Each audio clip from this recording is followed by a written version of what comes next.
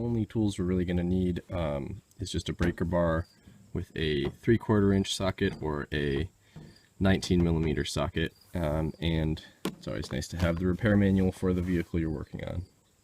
Okay, so the first thing we're going to do here is look at this belt here, and you can see under there that there's some cracks running across the ridges on the belt, and those are generally acceptable, but there's quite a few on this one, and in some spots they run connected to each other and are really stretching that belt out.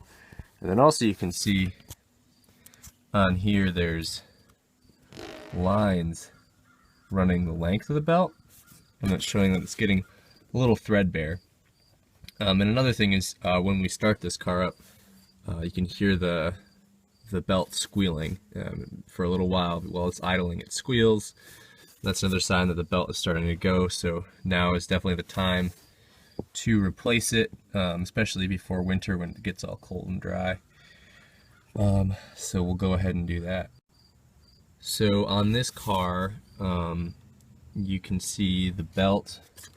This is a Serpentine belt. The belt runs around many different components and pulleys here on the side of the engine.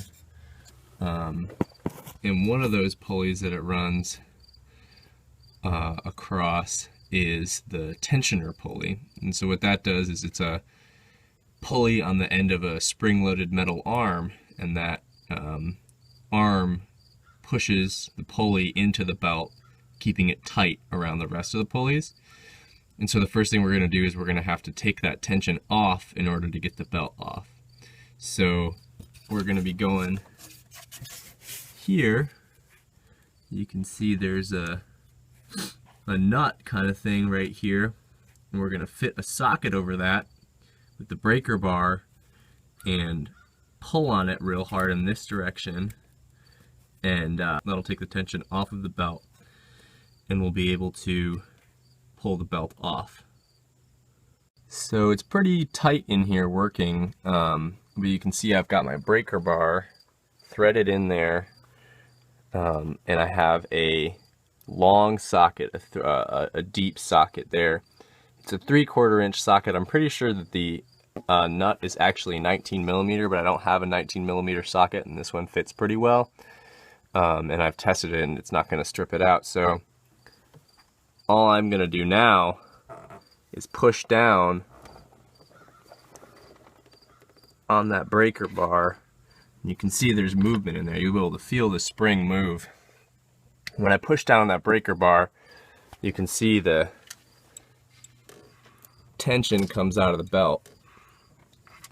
So now all I'm going to do is push that down and then pull the belt off of these pulleys.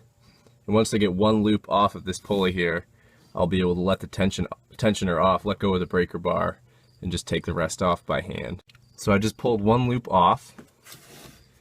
This loop ran around the alternator here, and now I'll be able to take the rest of it off real easy.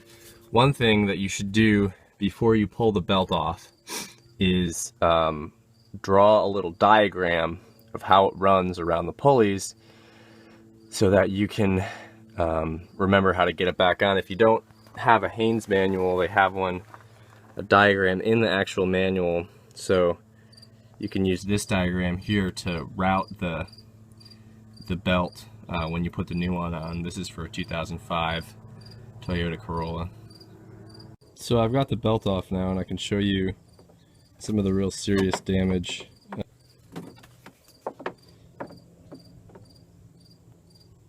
You can see right there, there's a hole actually all the way through the belt from the back there, and you can see all those cracks on the ridges here. And so yeah, it's definitely time to replace this drive belt.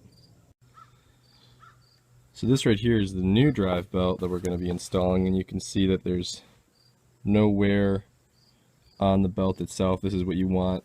And another thing you might notice is that the new drive belt is going to be maybe a little bit smaller, a little bit shorter than the old one, and that's because the old one has stretched out over the years in the vehicle, and that's okay.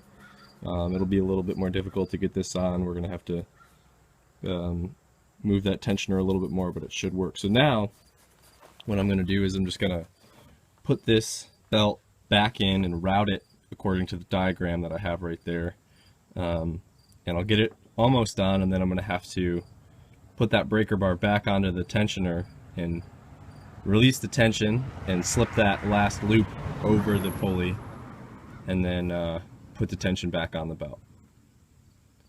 One thing that you can do while you have the belt off is to check some of these pulleys, make sure they spin without any resistance or noise, because that's another thing that you can hear when you're running your engine. You can hear some squealing or rattling or kind of crunching noises, and that can be the pulleys here, the bearings going bad on them.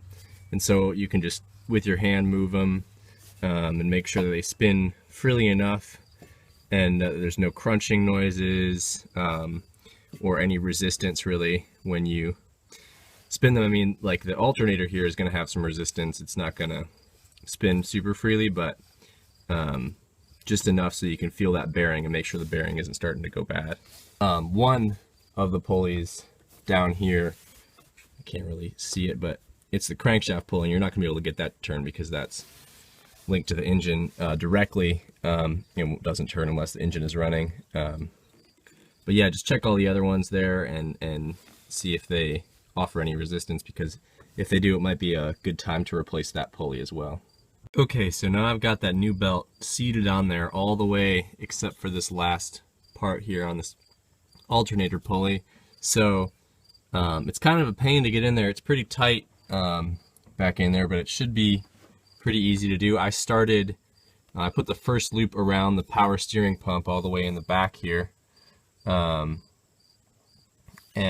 then worked my way towards the front of the vehicle, looping around each pulley according to the diagram.